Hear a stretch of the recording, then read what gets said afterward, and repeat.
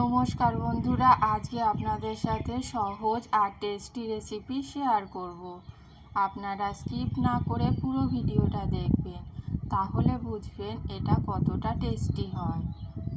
আমাদের বাড়ির সবাইয়ের খুব ভালো লেগেছে, আপনাদেরও খুব ভালো লাগবে।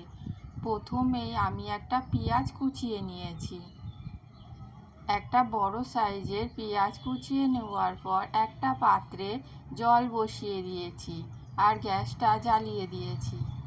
এবার এর মধ্যে চাউমিন দিয়ে দিচ্ছি। আপনারা যতটা পরিমাণ করবেন ততটা পরিমাণ চাউমিন সেদ্ধ করে নেবেন।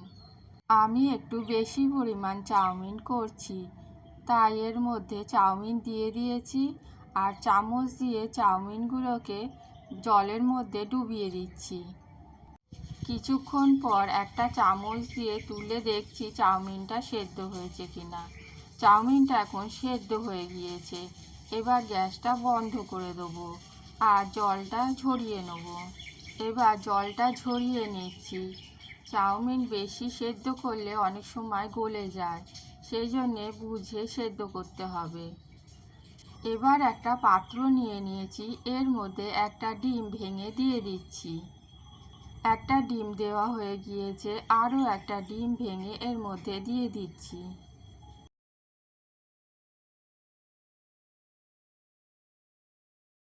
দুটো ডিম দেওয়া হয়ে গিয়েছে। এবার একটা কাঁটা চামচ নিয়ে নিয়েছি, ডিমটাকে খুব ভালো করে ফেটিয়ে নেব। ডিমটা একটু সময় নিয়ে খুব ভালো করে ফেটিয়ে নিতে হবে। ডিমটা আমার ফেটানো হয়ে গিয়েছে। এবার এক প্যাকেট ম্যাগি মশলা এর মধ্যে দিয়ে দিলাম। ম্যাগি মশলা ডিমের সাথে খুব ভালো করে মিশিয়ে নিচ্ছি। স্পিড বাড়িয়ে নিয়ে আপনাদের দেখাচ্ছি, যাতে ভিডিওটা খুব বেশি বড় না হয়।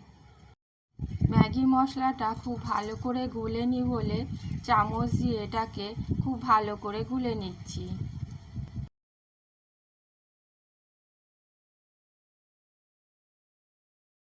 মশলাটা গোলা হয়ে গিয়েছে। এবার পরিমাণ মতন লবণ দিয়ে দিচ্ছি। এবার গোলমরিচের গুঁড়ো দিয়ে দিচ্ছি।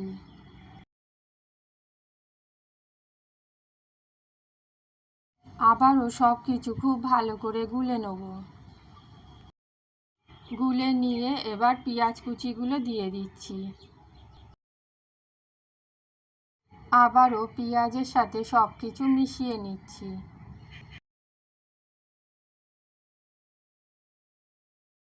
সব কিছু খুব ভালো করে মেশানো হয়ে গিয়েছে। এবার সেদ্ধ করে রাখা চাউমিনটা দিয়ে দিচ্ছি আর চাউমিনের সাথে সব কিছু মিশিয়ে নিচ্ছি।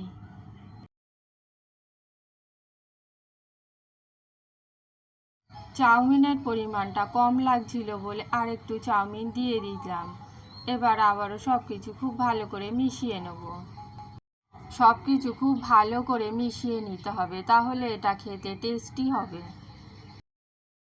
চাউমিনটা কিছুক্ষণ গুলে নেওয়ার পর এর মধ্যে গরম মশলার গুঁড়ো দিয়ে দিলাম আর একটু জিরে গুঁড়ো দিয়ে দিচ্ছি। সব কিছু আবারও খুব ভালো করে মিশিয়ে নেব। গরম মশলার গুঁড়ো আর জিরের গুঁড়ো দিলে এটা খেতে খুব ভালো হবে। এবার একটা ফ্রাইং প্যান গ্যাসের মধ্যে বসিয়ে দিয়েছি আর এক চামচ তেল দিয়ে দিলাম। আরও একটু তেল এর মধ্যে দিয়ে দিলাম। এবার ফ্রাইং প্যানটাকে একটু হেলিয়ে নিচ্ছি, যাতে তেলটা চারিদিকে ছড়িয়ে যায়, আর গ্যাসটা জ্বেলে দিয়েছি। আর একটা বড় সাইজের চামচে করে চাউমিনটা তুলে নিয়েছি, তুলে এর মধ্যে দিয়ে দিলাম আর চামচ দিয়েই এটাকে পাতিয়ে দিচ্ছি। কিছুক্ষণ রান্না হওয়ার জন্যে রেখে দেবো। এক পিঠ লাল হলে এটাকে উল্টে দেবো। কাঠের একটা খুন্তি নিয়ে নিয়েছি, এবার এটাকে উল্টে দিচ্ছি। এক পিঠ হয়ে গিয়েছে, দেখুন লাল হয়ে গিয়েছে।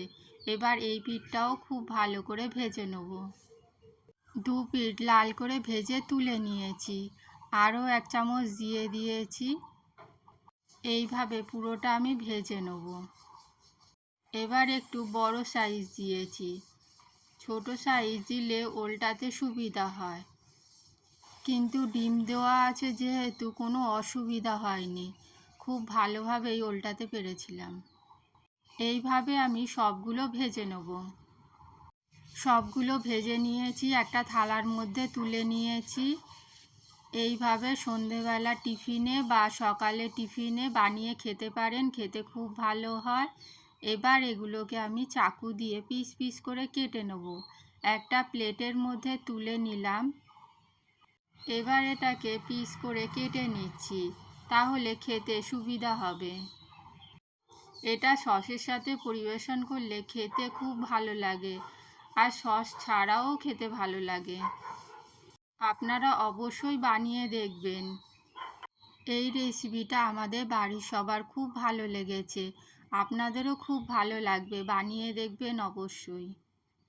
চিলি টমেটো সস এর মধ্যে দিয়ে দিলাম, দারুণ টেস্টি হয়। রেসিপিটা ভালো লাগলে একটা লাইক দেবেন, আর চ্যানেলটা সাবস্ক্রাইব করে আমাদের পাশে থাকবেন।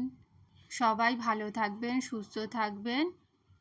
ফিরে আসবো নতুন একটা রেসিপি নিয়ে। পুরো রেসিপিটা দেখার জন্য অনেক অনেক ধন্যবাদ। Tata, bye bye.